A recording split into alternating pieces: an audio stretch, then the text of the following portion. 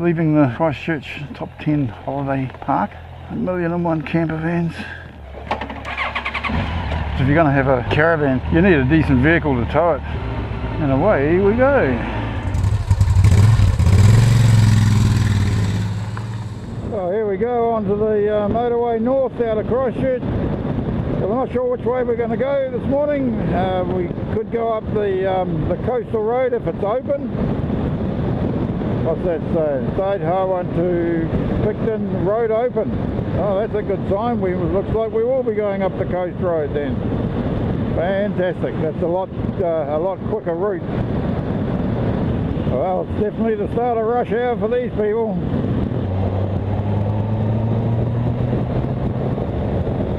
Yeah, we finally managed to get past that big truck with all the concrete pipes. Here comes the sun. Oh, here we are, the first of the many, I think, roadworks and stop-go signs that we're going to come across.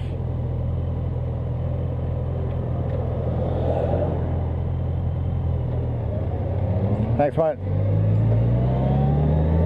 Oh, just a little bit of patching going on here.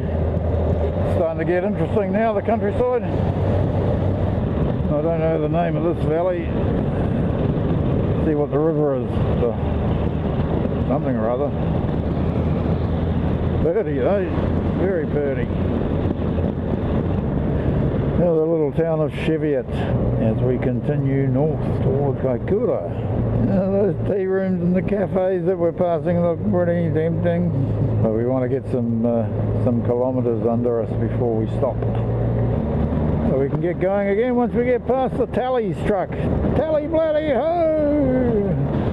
Oh, Kaikoura is about 65 kilometres away now, according to a sign back there. And we've been on the road for an hour 20 now. So we'll probably stop at Kaikoura for breakfast. I think we can see some of the Kaikoura ranges coming up here. I know from memory, looking at the map, that there's the Kaikoura inland ranges and the Kaikoura coastal ranges or something. So maybe that's the coastal ranges over there. I'm not sure.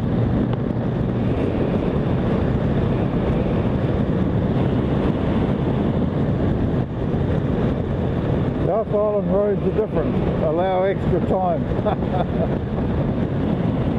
Oh, getting closer and closer to the hills now. And looks like we're coming up to some more roadworks. Stop on request.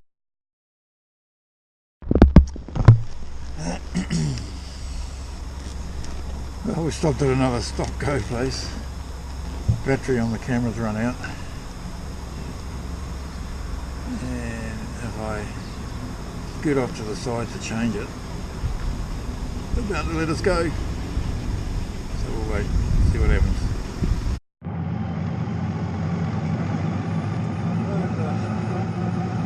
You front, follow me.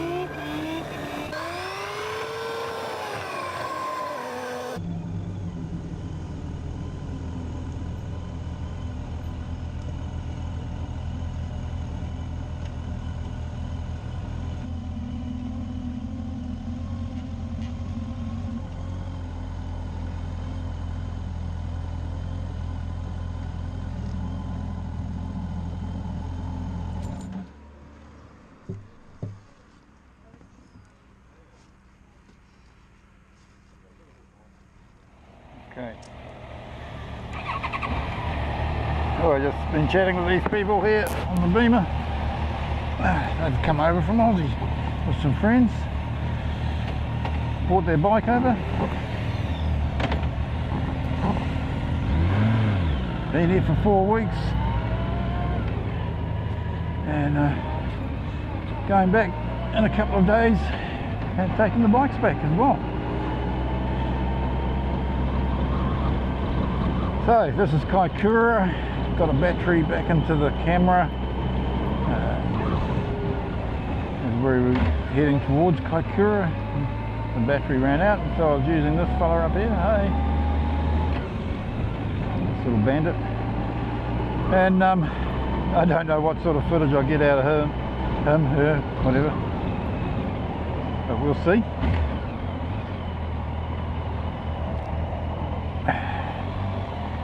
And it was quite fascinating coming down the coast, all that major work that's been done because of the earthquake, and they're still finishing off with that. And this is worse than Auckland for getting out. Eventually we'll get a gap. There we go. Yeah, so we'll have to see what sort of footage we get, but when that earthquake hit 18 months ago, this place was isolated for several, was it weeks? A couple of weeks? Absolutely isolated, north and south. They couldn't get in. The only way in was helicopters. Didn't do much good for the economy of the place. The railway line, hopefully we've seen that on the session camera footage, runs alongside the road to a large extent coming around the coast, and of course that was completely destroyed. There was thousands and thousands of meters of mountainside basically came down in lots of different places, and bridges were destroyed, and there was a train running through at the time, and he came to a stop, and the story goes that, you know, the local engineer, the driver of the train, stopped it and climbed out to have a look, saw all these rocks and boulders on the road, and thought, oh, there'd be cars coming around that corner, so he cleared away as much of it as he could, so that any car coming, this is the middle of the night apparently, any cars coming around wouldn't smack into the boulders. And then he walked around the corner and saw the whole mountainside had come down, and realised it was bigger than that. Went back the other way, same deal. He was just lucky that the train didn't get covered. And apparently he ended up walking several kilometres to find a farmhouse, because there was no communication, radio communication had all been lost, no cell phones. That had all been destroyed. Found a farmhouse there, landline was down, and it was several hours before he was found, when a helicopter came in and did the search for him. And when they reopened the line 18 months later, after a massive logistical exercise of getting lots of companies involved, engineers, you know, you can just imagine the gamut of things that had to be done. They got the railway line open before the road, and the chap that was the driver of the train that got stuck during the earthquake, he was able to drive the first train through and basically complete his run, which I thought was nice. So here we go, out of Kaikoura, heading up to Blenheim and Picton eventually, and get ready for the ferry crossing tomorrow.